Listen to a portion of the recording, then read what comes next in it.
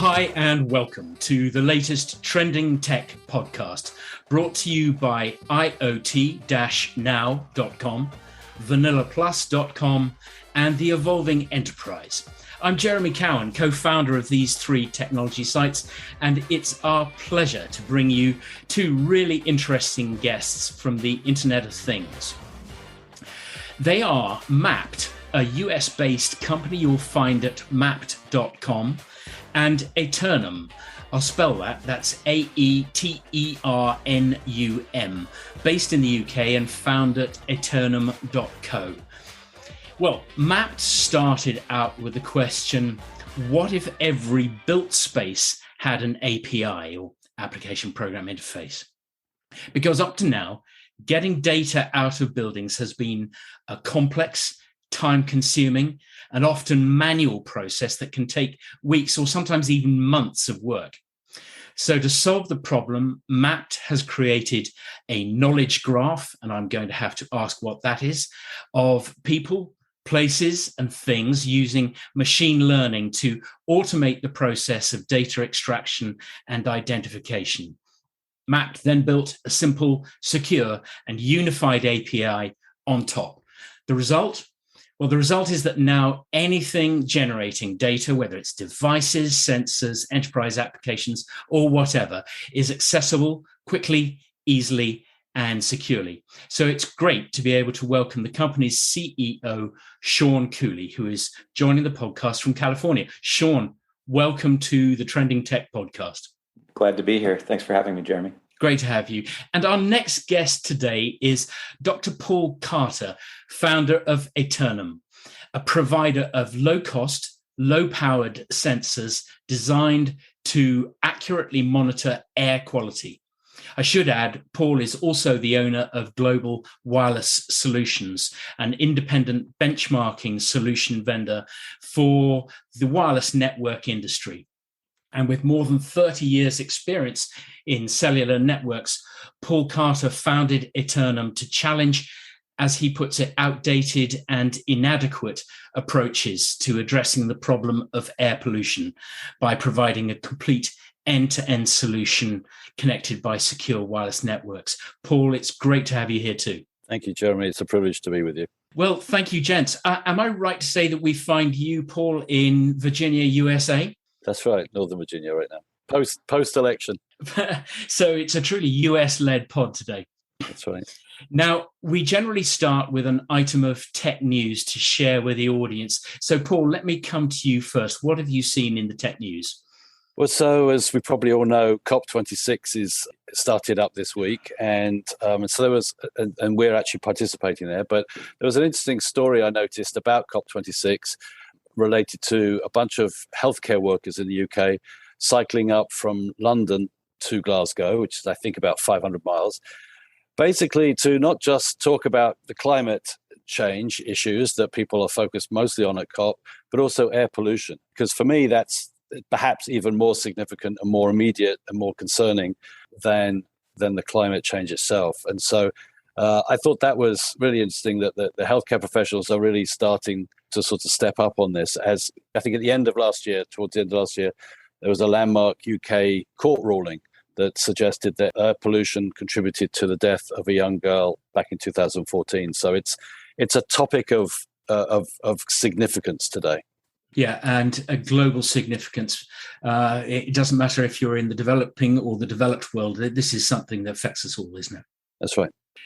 Sean, what was your thought on that? That's it's an area that is getting an increasing amount of coverage. Yeah, absolutely. I think it's great that a group of folks cycled there. I think most of the news that I've seen about COP26 is all of the sort of leaders of industry taking their private jets to get there. So hopefully the folks cycling offset some of the private jets that went into to COP26. I think in general, the IoT space is driving a lot of awareness of the air quality.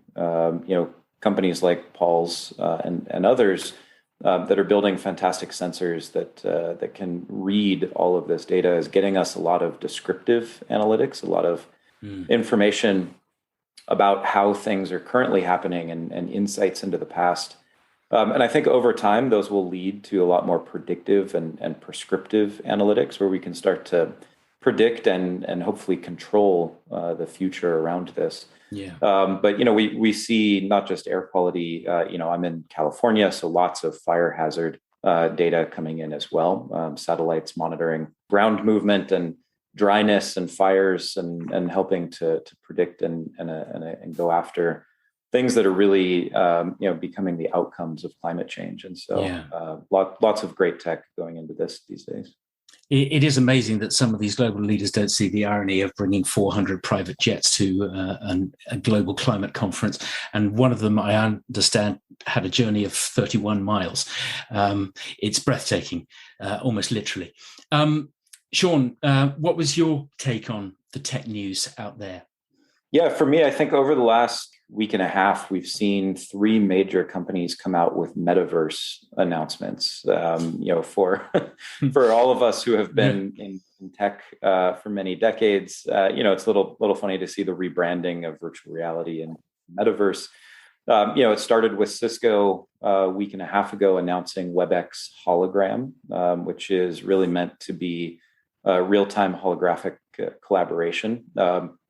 WebEx came out with essentially a new camera sensor that can basically do what Zoom's doing here with my virtual background, but in 3D, so that it just pulls me out as a person and makes it available on whatever headset you happen to be using on the other side. The interesting part about that is, you can hold up objects and show people what you're holding and seeing in real time, and they can see the same thing.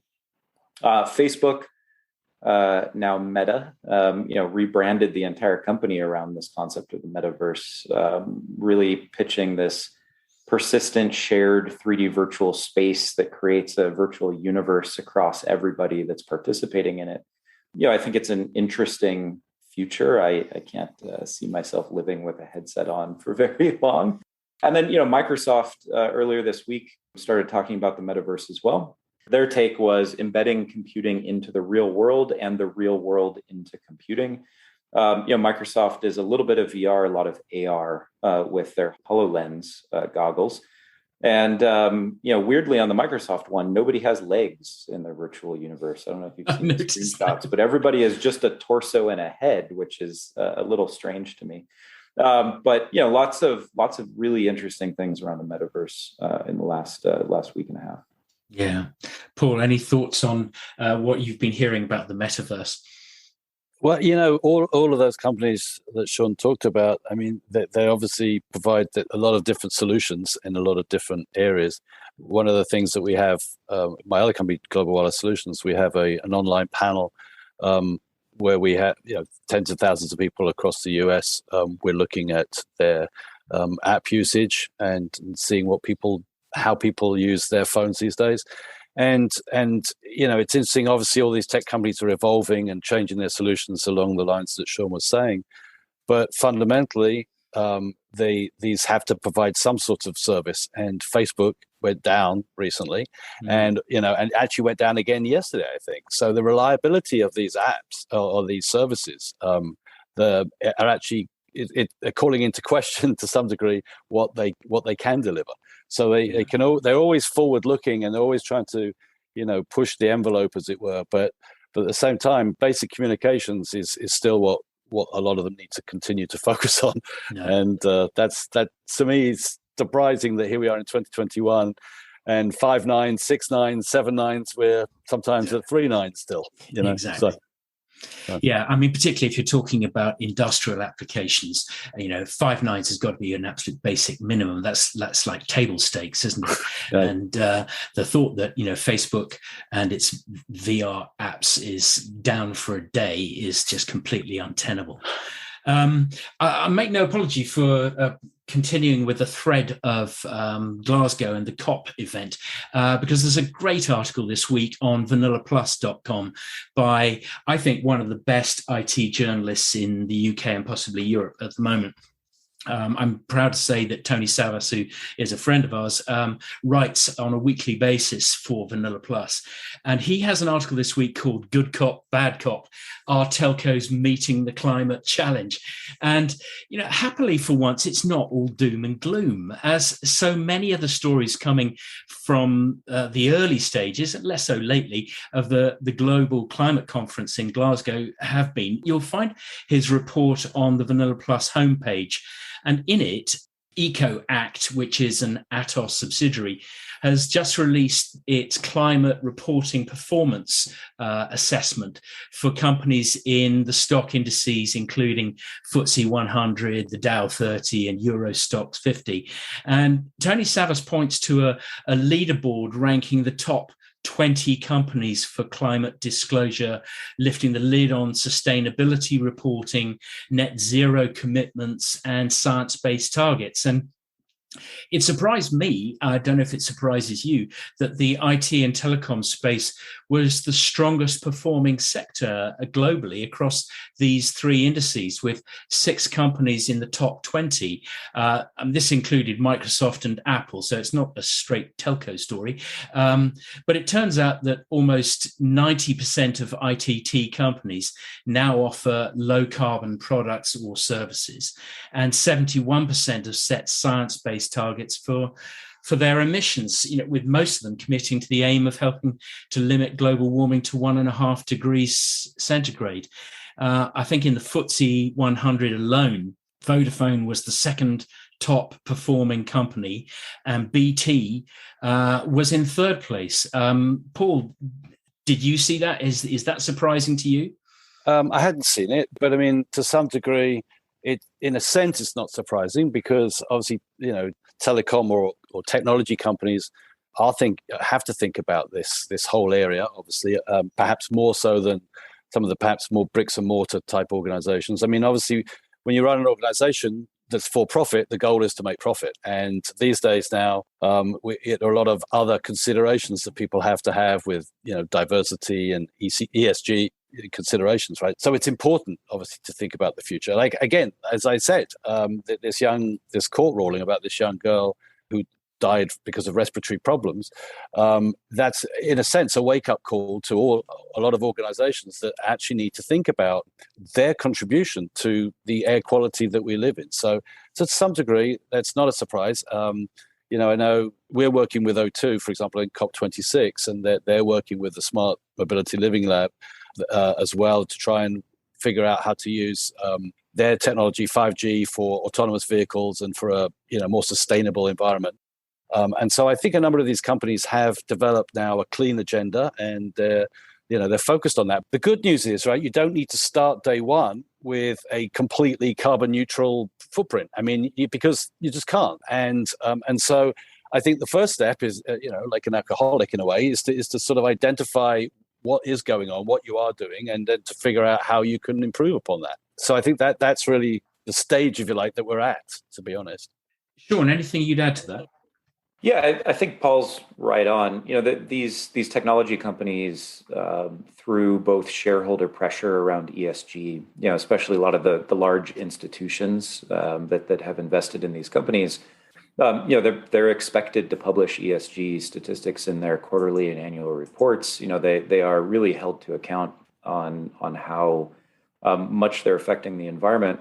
And I think further, we can look back probably 15 years at this point, when Google announced their net zero mandate, and that was that all of their data centers worldwide would be, net zero from an energy and carbon standpoint.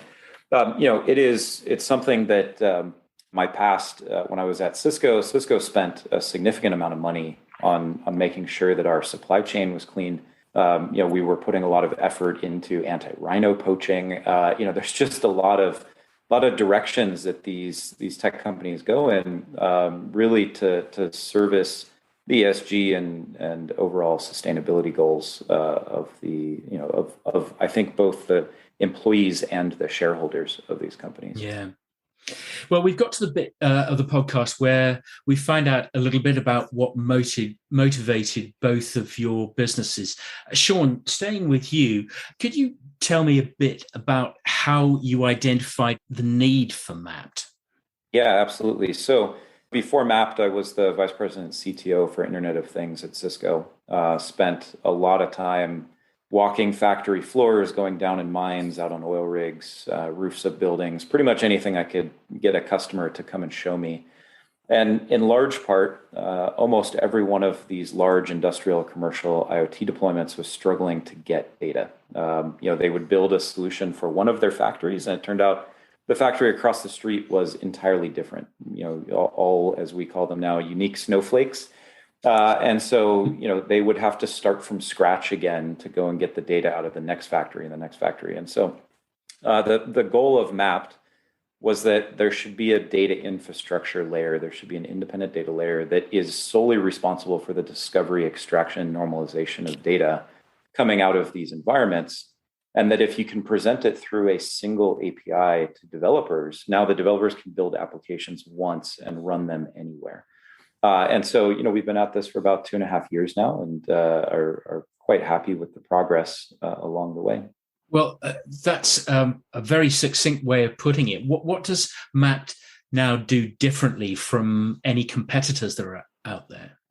Yeah, I think, for most of the IoT market, you'll find that system integrators, especially on the industrial and commercial side, system integrators are the ones who do all the heavy lifting of reverse engineering an environment to understand all the equipment, the systems, the processes that are in place in one of these environments, and creating, dashboards, analytics, whatever it happens to be that the customer is asking for. And so, our change on that is that we're using a bunch of network security techniques to discover and extract data out of these environments.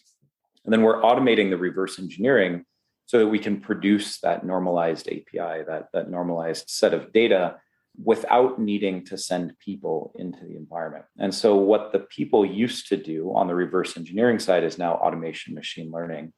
And to be totally clear, the people are still needed to build the environments and commission the environments. We're just taking the work that they did and trying to understand it through automated means in order to create that normalized data layer. And so our real differentiator is just in that automation, machine learning versus sending, armies of people in to go and do this work. So who now are your target groups of customers? Are they the construction industry? Is it building maintenance engineers or somebody else entirely? Yeah, today we target what we call brownfield, so existing buildings. New construction for a startup is a little too far off for us. And so, most of our focus today is on large Class A commercial office buildings. There's over 1 trillion square feet of them worldwide. And those, large Class A commercial office buildings tend to be major contributors, sticking to the theme today, to pollution and climate change, right? Air conditioning, heating, people coming and going, vehicles, entering and exiting the building. There's a lot going on inside of these buildings, and the sensor data coming from everything from elevators, occupancy sensors, lighting, access control systems, surveillance, security, parking garage systems, even the irrigation systems, all contribute to ways that we can better understand and better operate these environments. And so, our typical target is going to be the owner and operator of large portfolios of buildings, whether it is somebody like a tech company that maybe occupies a couple hundred buildings, or a large owner operator like a CBRE or a Tishman Speyer that is operating and managing these buildings. So what can we expect next from Mapped, Sean? Yeah, I think, moving beyond buildings, you'll see us start to tackle other industries as well. The platform that we've built is really designed around bringing data in on one side and producing a normalized ontology on the other side. And so we will continue to expand that ontology, expand our way of describing things to include systems and connections that exist in things like manufacturing and oil and gas and energy production facilities, and even smart cities, and then start to bring those connectors in to pull in from data sources that exist in those other environments as well. Thank you. That really helps. And I'm sure there's an awful lot of detailed information that our listeners might like to get access to, where would they find that? Is it all at mapped.com? Yeah, it's all at mapped.com. It's mapped.com. And, if you're interested, reach out to us. We're always happy to have a conversation and understand your needs and see where we can help. Really good. Thank you, Sean. Paul, turning to you, I was intrigued to hear about what Aeternum is doing. Could you describe for the listeners what the key objective for the company is? Yeah, so if you look in the UK right now, the government, DEFRA, has about 300 monitoring stations around the country. Could you just explain DEFRA, that? The Department of Environment and Fisheries and Rural or whatever. It's a government, affairs, affairs, right?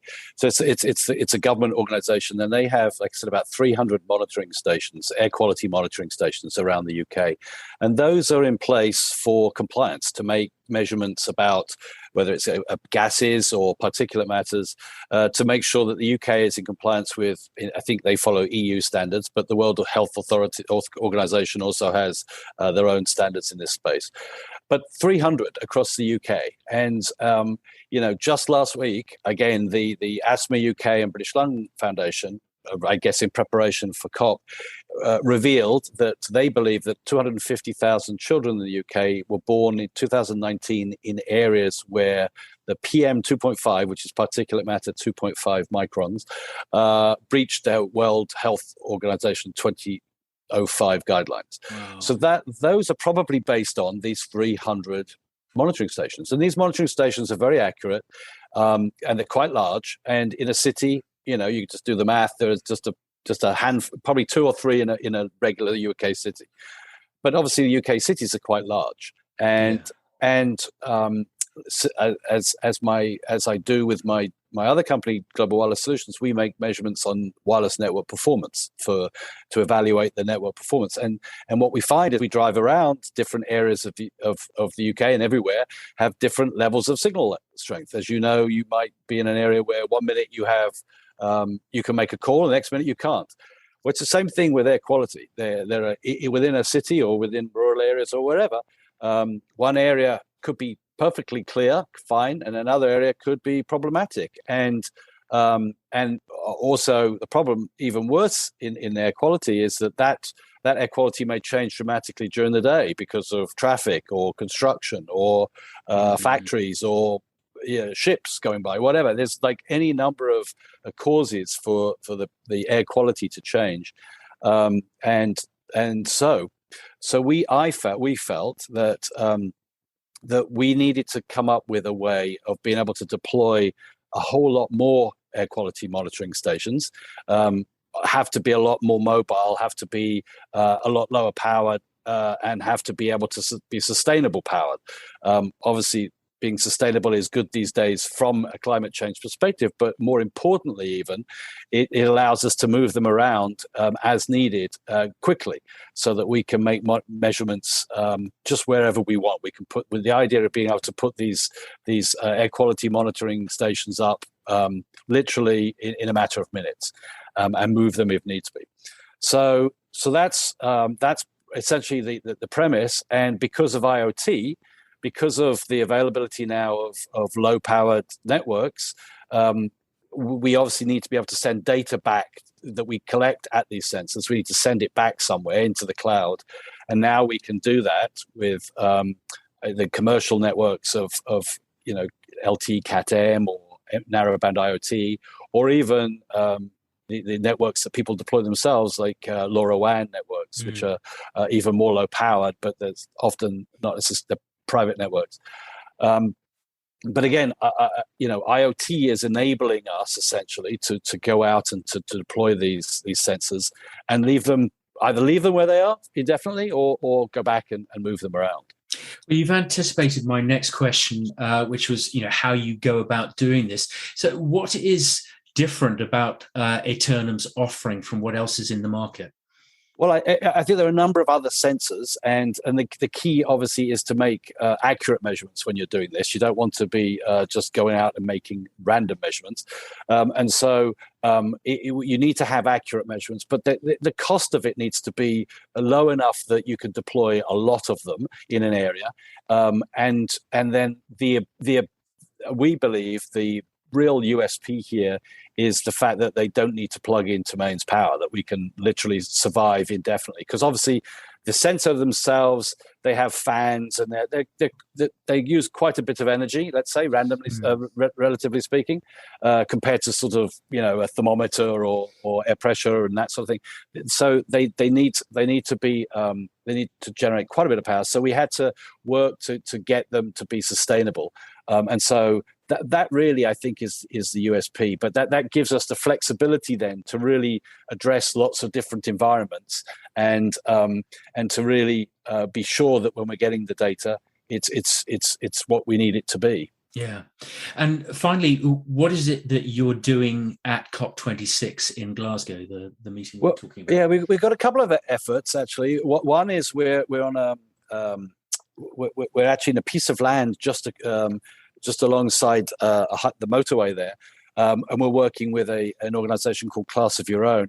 So in that case, we have a couple of sensors in a piece of land where hopefully the delegates are walking by and they're seeing the activity that school children are involved in.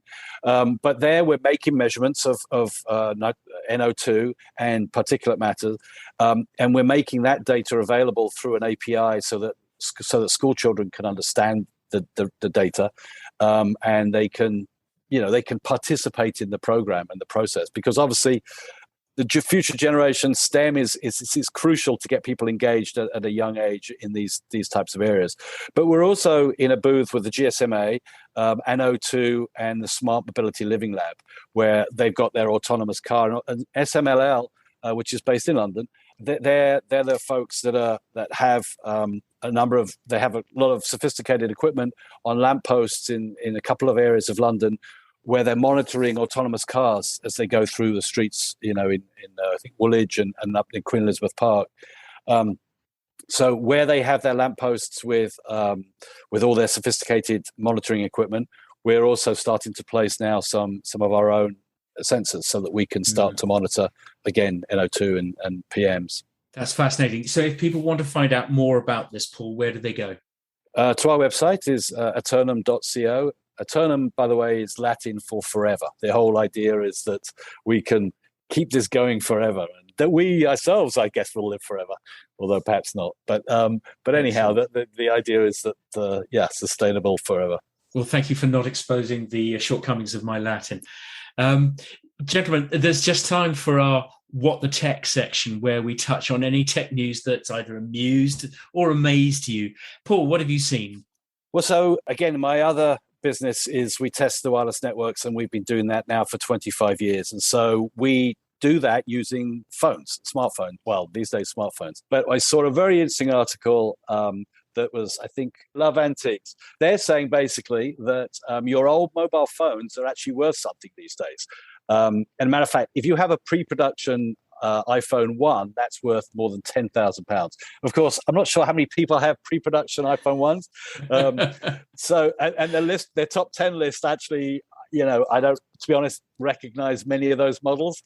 But we've sold or thrown out a lot of devices over the years.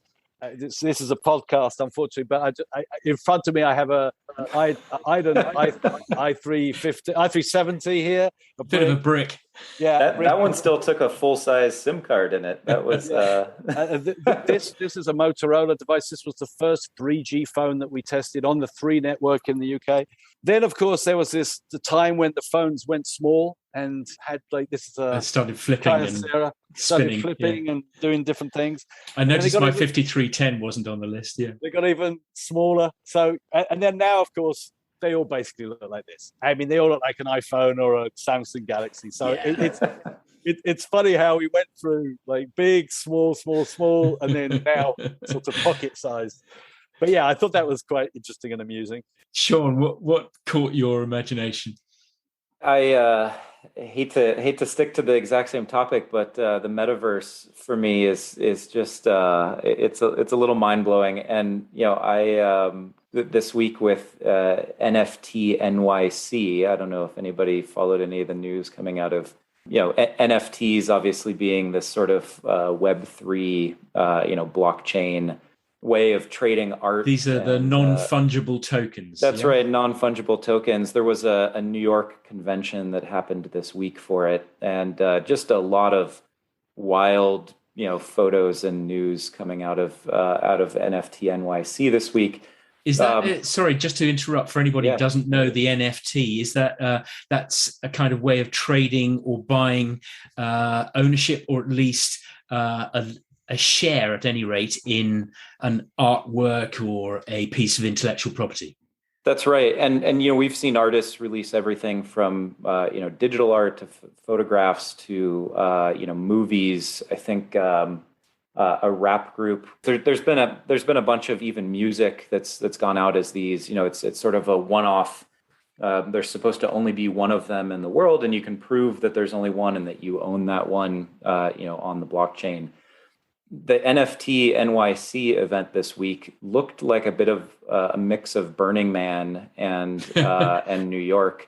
Just lots of physical art moving around through New York City to represent virtual art, and this sort of mix between what's physical, what's virtual. Where are people willing to pay for things? Really caught a lot of my attention this week, paying attention to those. I find it amazing that anybody's prepared to hand over money for something like that they think they have ownership, but actually they don't. You never get the rights to it. I've read a lot of arguments. I think very much agree with you. It's a weird thing to pay for a certificate saying you own a JPEG that is like available anywhere on the web, and people can make as many copies of it as they want. But you have a certificate saying you own the true one and only, which is a little strange. I guess the physical art world works the same. You can buy an original of a piece of art for many millions of dollars, and you can buy a bunch of replicas of that piece of art. And it is, I guess, important to the person that paid the millions of dollars that they have the original one of it hanging on their, now metaverse virtual wall. So, very, very interesting type of concept. And, I think maybe we'll all, I think in 5 years, we'll either all be laughing at it, that it ever existed, or we'll probably start taking it seriously at some point. Yeah, they might have to get by without me. But anyway, I don't want to leave without completely rinsing this metaverse story, because I think there's plenty in it, and probably we'll come back to it at some point. But there was a really interesting story that made me smile, although I can't honestly say it surprised me. And it's on the bbc.co.uk website. It's headlined "Facebook's Metaverse Plans Labelled as, quote, dystopian and, quote, a bad idea." And the thing about it is, it's from one of Facebook's earliest investors.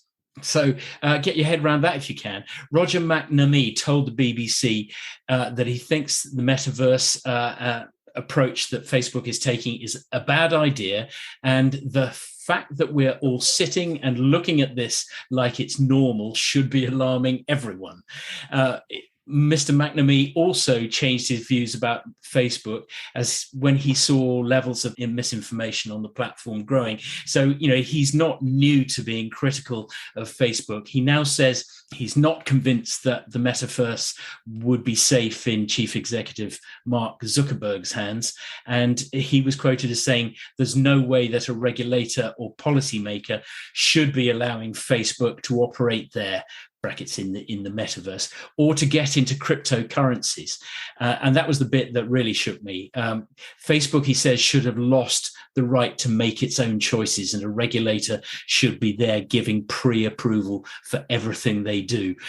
He's not really pulling his punches, and this is a former investor in Facebook. Sean, what were your thoughts on that? Yeah, I think if you look at the origin of the word metaverse, right? It was from the book Snow Crash by Neil Stephenson. And he described it as a dystopian future where, people lived in a 3D world and the rest of the world had kind of gone to hell.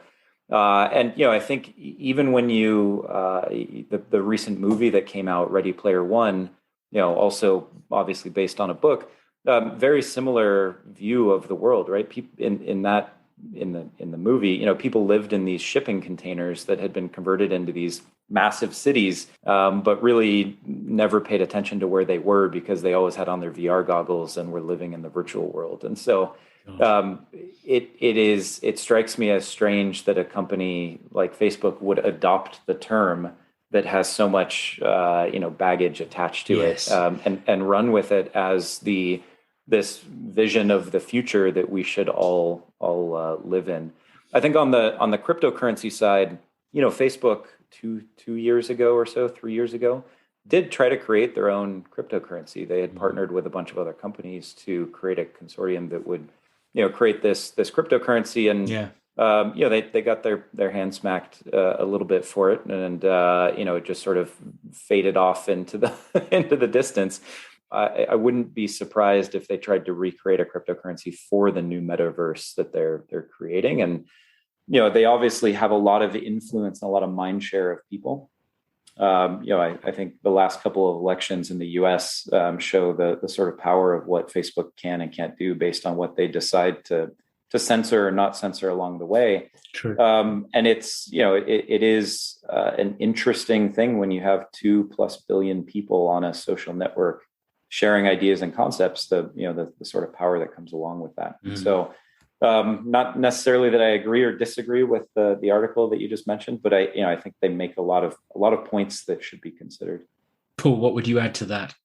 Oh my gosh! I mean, how long have you got? Or would you rather we just draw a discreet veil over the whole metaverse subject? Well, I mean, everything that Sean was just saying, I think, is just so relevant. It's particularly in the US, as he just identified the last national election, and the role that social media played in that and continues to play in it. How much control the media, the social media, have on your lives, and people, really don't understand or realize. And then the virtual verticals, going into finance. You go, 1 minute I'm just a social media platform. Next minute I'm letting you trade stocks and shares on my platform or whatever. It's like, you name it, right? It's becoming so complicated. And unfortunately, when you look at regulators, their understanding even of this, and that Facebook was just in front of the Senate recently, and Senator Blumenthal was quizzing on when are they going to stop promoting Finsta. And they were trying to explain that it's not Finsta's fake Insta. It's not something they're promoting. And he was like, but you're not answering my question. Like, well, but it's not a service. He was like, well, it's not, okay, is it an Apple product or a Google product? He was like, well, it's not a product. It's a non-question. That was similar to them holding up the iPhone and asking the Google CEO if they track them on the iPhone. The Google CEO finally said, well, that's an iPhone. It's not our phone. Yeah. That's the dilemma. It's a serious problem. How do you get your arms around all of this? How do you allow free market economy to progress?